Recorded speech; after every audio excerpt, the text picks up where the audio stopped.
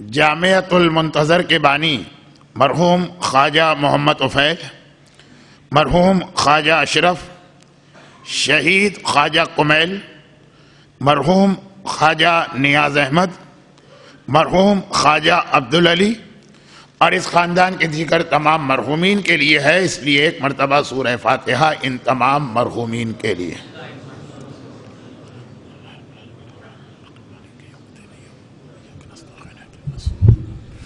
صراط الذین انعمت علیہم غیر المغضوب علیہم ولا الضالین۔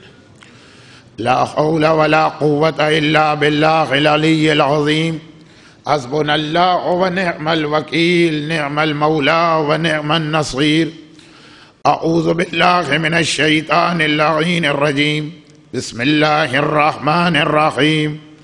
الحمد للہ الذی ہدانا لہذا وما كنا لنهتدي لولا أن هدانا الله لقد جاءت رسل ربنا بالحق والصلاة والسلام والتحية والإكرام على الرسول النبي الأمي الدافع جيشات الأباطيل والدامغ صولات الأضاليل العبد المؤيد والمنصور المسدد المصطفى الأمجد والمحمود الأحمد أبي القاسم محمد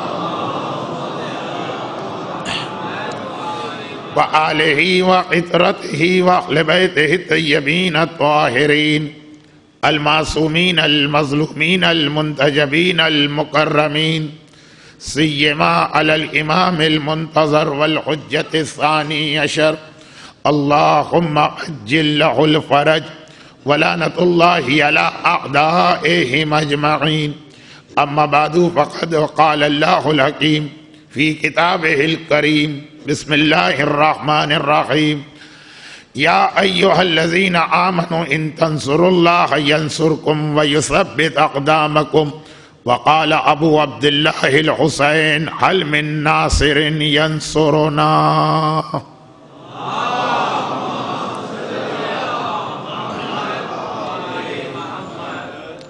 آج اتوار کا دن ہونے کی بنا پر آپ نے بھی کثرت سے مجالس میں شرکت فرمائی اور مجھے بھی اتنی زیادہ مجلسیں پڑھنا پڑیں، اور ہر مجلس کے بانی کی یہ خواہش کہ مولانا چونکہ آج چھٹی کا دن ہے، لوگوں کے پاس وقت ہے، تو آپ مجلس مختصر نہ پڑھیے گا، 15 منٹ 20 منٹ زیادہ لیجئے گا، تو جس کی بنا پر تھوڑا سا آپ کو بھی احساس ہو رہا ہوگا کہ میری آواز انشاءاللہ ساتھ دے رہی ہے، لیکن اس انداز سے نہیں۔ انشاءاللہ کل تک آخری 2 دن دوبارہ پرانے ہی انداز سے آپ کی خدمت کروں گا۔ ابتدائی مجلس میں 2-3 چیزوں کی وضاحت کر دی جائے۔ ایک تو خدا معلوم لاہور میں یہ سردی کہاں سے نکل آئی ہے، شاید اس کی ایک وجہ وہ ہو جو میں نے ابھی سے پہر کے جاوا ہاؤس کی مجلس میں پڑھی تھی، کہ چونکہ اکثر میں عذاب کا تذکرہ کرتا ہوں، اور عذاب میں جہنم کی گرمی، تو اتنی سردی آ گئی کہ اب تو گرمی کا بیان لوگوں کو مزہ دے گا۔ لوگ کہیں گے اچھا جہنم میں اور قبر میں گرمی ہوتی ہے، ہمیں تو چاہیے یہ گرمی۔ اسی لیے میں نے اس موضوع پہ اس دفعہ کوئی تقریر ہی نہیں کی ہے، لیکن بہرحال یہ سردی آپ کو بھی ٹھٹرا رہی ہے اور میری کیفیت بھی کچھ ایسی ہی ہے۔ 2-3 بہت مختصر باتیں میں عرض کر دوں۔ پہلی بات کہ آج جاوا ہاؤس کی مجلس میں جو 2 موضوعات کے بارے میں بات کی گئی تھی، وہ یہی جامعۃ المنتظر کی 4تھی اور 5ویں مجلس تھی۔ 2 باتیں میں نے عرض کی تھی نا کہ یہ ایک مجلس میں نہیں آ سکتی ہیں، تو یہ میرے 5 مجالس میں آئیں گی۔ تو لاہور میں 2 جگہ 5 مجالس پڑھ رہا ہوں، جن کا سوال ہے ان کے لیے یہ جواب کہ یہاں پہ انشاءاللہ 4تھی اور 5ویں مجلس میں اس مجلس کی نامکمل بات آئے گی۔ دوسری گزارش یہ کہ ہر سال یہ ہوتا ہے اور ہوتا رہے گا کہ جیسے جیسے مجالس کا سلسلہ آگے بڑھتا ہے، لوگوں کے ذہن میں سوالات پیدا ہوتے ہیں۔ بہت سارے سوالات تحریری صورت میں مجھے بھجوائے جاتے ہیں، اور اس سے پہلے تو میں اپنی ناتجربہ کاری کی بنا پہ سوالات کا جواب دینے لگ جاتا تھا. نتیجے میں موضوع کہیں کا کہیں چلا جاتا تھا. اور 5 مجلسیں کیا جہاں میں نے عشرے پڑھیں، اور عشرے کہا کیا جہاں میں نے رمضان میں 30 تقریریں کی ہیں، اس کے بعد بھی موضوع مکمل ہونا تو درکنار، تمہید ہی کی منزل آتی تھی. اس لیے میں نے ایک فیصلہ کیا ہوا ہے کہ سوالات کے جوابات کن مجالس میں نہیں دے سکوں گا، سوائے اس کے کہ کہیں اور جاوا ہاؤس میں جو 5 روزہ خواتین کی مجالس کا سلسلہ، اس کے اندر بنیادی اعتبار سے سوالات کے جواب کو رکھا گیا. تو اپنے سوالات وہاں بھجوائیے اور پھر وہ یہ سوال کا جواب سن کے آپ کو پہنچائیں. عموماً عورتیں اپنے سوالات مردوں کے ذریعے بھجواتی، لیکن میری پہلی تقریر کا عنوان کہ اسلام نے دین کے بارے میں عورت کے اوپر زیادہ اعتماد کیا ہے مرد کے مقابلے میں. اور یہ بات ابھی آگے بڑھے گی. کل ایک ایسا انتہائی اہم موضوع آ گیا تھا اور وہ اتنا لمبا تھا کہ اس کی تمہید، یاد ہوگا آپ کو میں نے کہا تھا کہ تمہید کا وقت نہیں، ورنہ جو پہلی مجلس سے میرا عنوان چلا ہے کل اسی عنوان کو میں نے آگے بڑھایا تھا، لیکن پہلی اور دوسری مجلس کو میں کنیکٹ نہیں کر پایا وقت کی کمی کی وجہ سے. وہ انشاءاللہ آج مکمل ہوں گی. لیکن اس اعلان کے باوجود کہ سوالات کے جوابات سے مجھے ان 5 مجالس میں بہرحال معاف کر دیجئے 2 بہت مختصر سے سوال کا جواب دینا. نمبر 1، کل واقعاً اتنا بڑا موضوع تھا، 1 گھنٹے میں اسے سمیٹنا مشکل تھا. میں نے ذرا جلدی بات کی تو باقی ساری باتیں تو مومنین کی سمجھ میں آ گئیں. تھوڑی سی غلط فہمی پیدا ہو گئی کہ شاید تاریخ اسلام میں 2 مرتبہ جو حج بند ہوا، غلط فہمی پیدا ہو گئی کہ شاید 1 مرتبہ شیخ مفید کے زمانے میں اور 1 مرتبہ آغا ابو الحسن اصفہانی کے زمانے میں.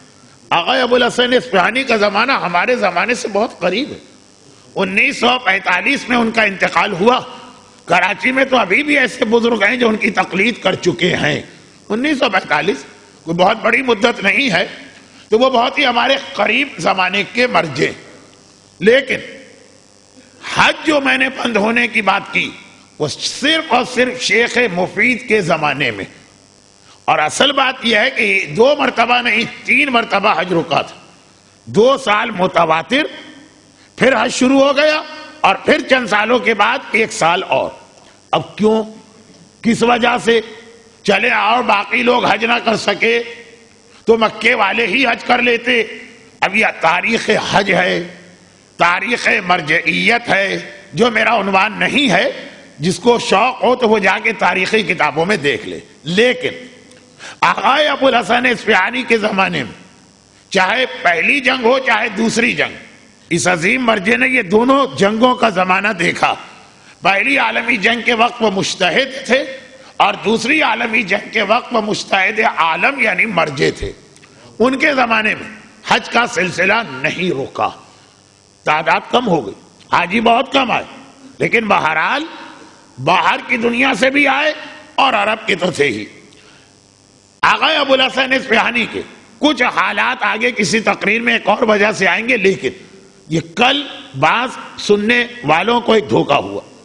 اور اب آئیے آخری میں ایک بات جو صحیح معنوں میں ایک سوال ہے. ابھی تو یا تو زیادہ تر وضاحتیں تھیں یا میری مجبوریاں تھیں. واقعاً ایک سوال جو میرے موضوع سے بالکل ہٹ کر بھی ہے اور ایک طرح سے میرے موضوع کے اندر بھی. لیکن سوال ایسا ہے کہ اکثر ذہنوں میں غلط فہمی پیدا ہوتی. بہت ہی مختصر جواب دوں گا کیونکہ اب میری ناتجربہ کاری کہیے کہ 2 موضوعات ایسے ہیں کہ اس پہ میں نے اتنی تقریریں کر لی ہیں کہ اگر کبھی میں بھولے سے بھی ان کی جانب چلا جاتا ہوں تو واپس آنے کا راستہ نہیں ملتا، پھر میں بہتا چلا جاتا ہوں. ایک حج کے عنوان پر پوری زندگی میں نے گزار دی حاجیوں کی خدمت کرتے ہوئے اور حج کے حوالے سے ریسرچ کر کے تقریریں کرتے ہوئے. جب ایک مرتبہ میں چلا جاتا ہوں حج کے عنوان پہ واپس آنا بڑا مشکل ہوتا. اور دوسرا اس سے بھی زیادہ اہم وہ اپنے زمانے کے امام کا تذکرہ. اتنا کیا میں نے، اتنا کیا، اور اتنی برکتیں اس ذکر کی وجہ سے مجھے اپنی ذاتی زندگی میں ملی کہ دل ہی نہیں چاہتا ہے کہ ذکر کبھی بند کیا جائے۔